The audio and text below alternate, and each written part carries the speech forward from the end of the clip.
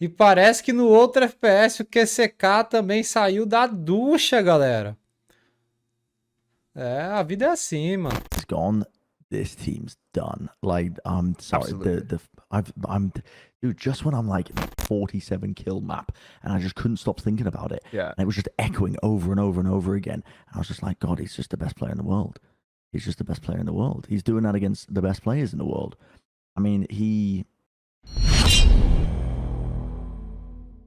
Para você que quer comprar aquela skin do Valorant ou qualquer outro jogo da sua preferência, ou ter acesso aos melhores gift cards para todas as plataformas, apresento a vocês o Rei dos Coins. Lá você também pode personalizar o valor ideal para o seu gift card de acordo com a sua necessidade e ainda ganhar cashback em cima desse valor. Não perde tempo e acesse o reidoscoins.com.br.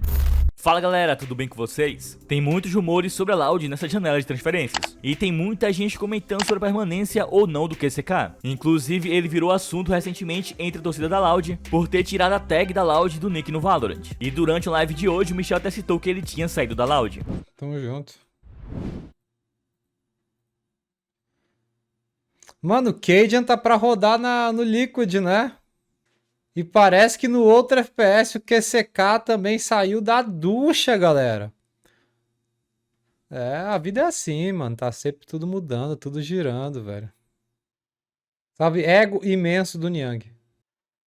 Tá no Twitter aí, Twitters. Cajun aí. E QCK parece aí que... Pois é, talvez esse fato do QCK ter tirado a tag da Loud tenha feito muita gente falar isso na live do Michel. Mas será que o Tigrão vazou alguma coisa? Deixem nos comentários, pois nessa quinta-feira saiu mais um episódio do Play Chat, onde durante o programa eles comentaram sobre os rumores da Loud colocar o LED no banco de reservas. E legendamos esse trecho aqui para conferirmos. Loud, and the rumor for them is crazy. This is absolutely ludicrous. Crazy.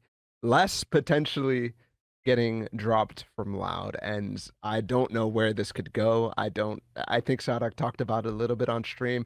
Sadak was going in on Loud and their management on stream as well. So all that's tied together, but the main one, the tangible one, is less potentially leaving Loud. And I just don't understand this. I don't even know where to begin with this, because unless this is based on less wanting to leave or something, so the original rumor when it first came out was something to do with the finances or whatever, wasn't it? That was the original thing.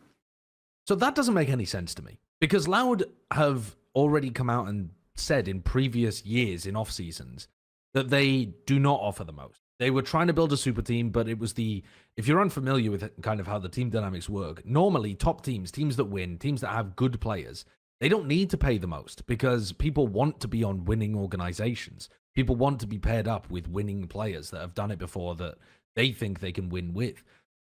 And so Loud have said publicly that they don't offer enormous salaries, and even if they were to try to cut somebody to relieve the salary, surely Les is such a good player. Surely he's got something in his salary that says he has X amount of severance pay or whatever, and they're just going to get in a situation like Cloud9 were with Ye, where they end up paying huge amounts of money to drop the player just to get the salary off the books, and then they're still going to have another player in there anyway because you need 5.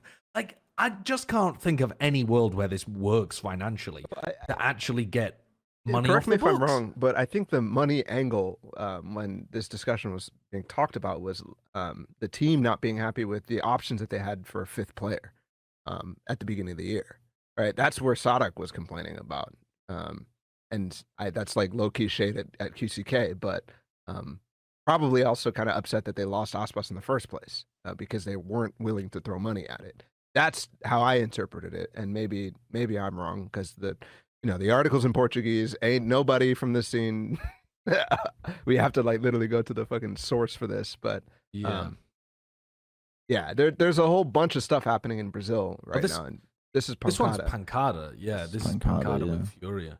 The less stuff has basically just been like tossed out there and has not I don't know. really... Les was saying. I mean, Les was tweeting afterwards when this came out, being like, "What?" Yeah. I mean, look. Okay, so just to read this for audio listeners, though, this is where me and Sliggy have got the financial stuff. So this is a tweet from somebody in the Brazilian scene who says, it's from Noin, sorry, who is like the premier reporter from the Brazilian scene, who says, Les's future is uncertain in the organization, and it is most likely that he will be moved to the bench. As I found out, the reasons revolve around financial factors. Rafa from Hero Base is the favorite to replace him. QCK's permanence is not guaranteed for the next stage. That to me makes no sense. I mean, if you're saying he's being moved to the bench, again, the rules state that you can pay people different amounts if they're on the bench. You can pay them, but they have to still be paid the league. Oh no, this year they don't need to be paid the league minimum to be on the bench. But I mean, maybe he's not got something in his contract then that prevents it, like that. He might have a not negotiated very good. I wouldn't be surprised if that was the case too, because remember, Loud is like pretty severance. They're pretty strict about like agents and whatnot, and who's about like how they can work with. Loud had a thing where they were acting as an agency for some teams, right? That was like a bit of a scandal thing a while back. Anyways, that's never good. Honestly, No, that stuff. no. It never works out well. That stuff, especially for the players. This is the first year that they're struggling, and we're actually going to see some of these like contract disputes and issues come to the forefront. I think because not making playoffs, it's a team that I think needed a change after this year, and it was Les's fault. Split. They're right with that. It was definitely all on Les. He's the worst player on the team, and you should bench him. If Les is gone, this team's done. Like, I'm sorry, dude, just when I'm like, no, don't doubt Loud. They always prove us wrong. Dude, if Les is gone, I'm off the train. I'm off. Sorry, goodbye. You just got on the train. I just got on it. I'm getting off again. Sorry, guys. I won't be coming to Brazil, actually. I'll be staying at home. I'm not going to be coming to Brazil. It's ludicrous if this is true, to be honest. You know, the other part of this as well, we don't know exactly how this has ended up in the hands of the press, and maybe Les didn't know about it, but there are worlds where, and I'm not saying that this is happening in this case, I'm just trying to explain how sometimes these things happen. There are worlds where if Loud are currently in a negotiation with Les to lower his salary, to reduce the financial burden on the organization, and they say to Les, listen, we need you to accept like a 25% pay cut or something like that. And then they say, listen, we just can't afford to have you at full cost. And then they leak to the press that they are going to bench him. And then that gives them leverage in terms of how they negotiate with the player. That this kind of stuff happens frequently, and you have to be very careful when you're acting as a journalist in matters like this, that you're not just pushing somebody's propaganda to strengthen their negotiating arm. And it happens all the time with players and with orgs. And I'm not saying, again, that it's necessarily the case here, but it could certainly be something like that, where it's unlikely, but it's a negotiation tactic to try. And I've heard orgs have all the power in regards to that. Like if they feel like, they tell the players and agents beforehand, like when they step into negotiations, if they feel like they leak any of that stuff, like they just take it off the table. Which it's the reciprocating factor that is available in NBA and the sports leagues. Players do that shit all the time. They have much more tools with leaking to the media and talking about stuff publicly than any of our players here in esports have at all. Because the punishment is just way more severe. So I don't know how that would work in Les's situation, but anyways. Eles também fizeram top 10 jogadores do Master Xangai, onde o Aspas ficou em primeiro, mas comentaram que provavelmente ele não será o melhor jogador do campeonato. He's a beast, but Leo's better. We know who number one is. Yeah, we do. It's fucking Aspas. Yeah. Which is hilarious that we started this episode off by Bren saying he's a stats player. Yeah, I mean, he is a stats player, but guess what? You know, when I was making my list, the one thing reverberating through my fucking tiny little peanut brain over and over again was that 47 kill map, and I just couldn't stop thinking about it. Yeah. And it was just echoing over and over and over again. And I was just like, God, he's just the best player in the world. He's just the best player in the world. He's doing that against the best players in the world. I mean, I don't know. You say what you will about Aspas, but he's the best player in the world.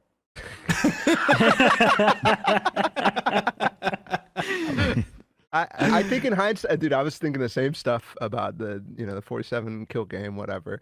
But in hindsight, thinking about how Sentinels fell off after that, and I don't know, I'm thinking to myself, absolutely texture could have done that in that position. Absolutely something could have done that in those positions, type of thing. But I still had him at number 1. Bloody Nora. I mean, I feel like that's, dude. I don't think when you're watching like lower bracket final where Lev get eliminated, Aspas does not go. Yeah, he almost breaks the kill record, but that's putting up like 0.84 KPR. It's not an all-time performance. It's only if you look at K-Max.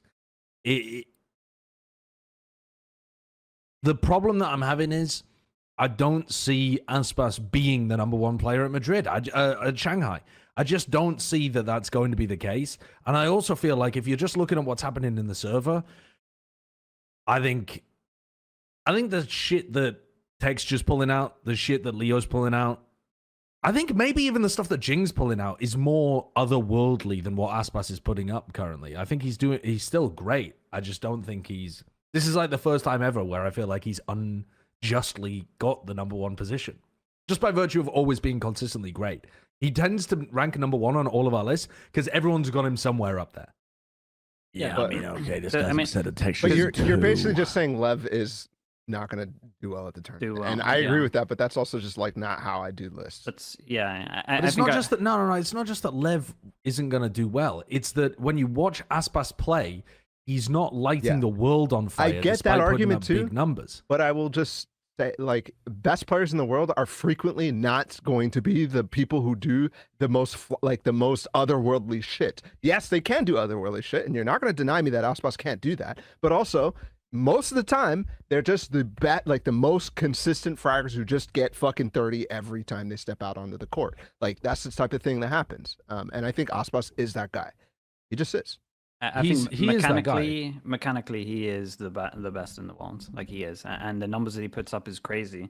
I think the only thing that is like more coach biased than anything else is that I think that sometimes he makes decisions that are based on kills instead of going for like round impact or like money impact of other teams and himself. That's like my only thing. That's the only reason that I put him second over Leo, because I think he is the best mechanically gifted player, but I think there's small things in there that as a coach I would always put Leo above. But I mean, he's the best player in terms of just the best jet duelist in the world. It's crazy that Plancha have done another ranking when the number 1 player is going to go out in like 2 matches. And That doesn't mean it's wrong.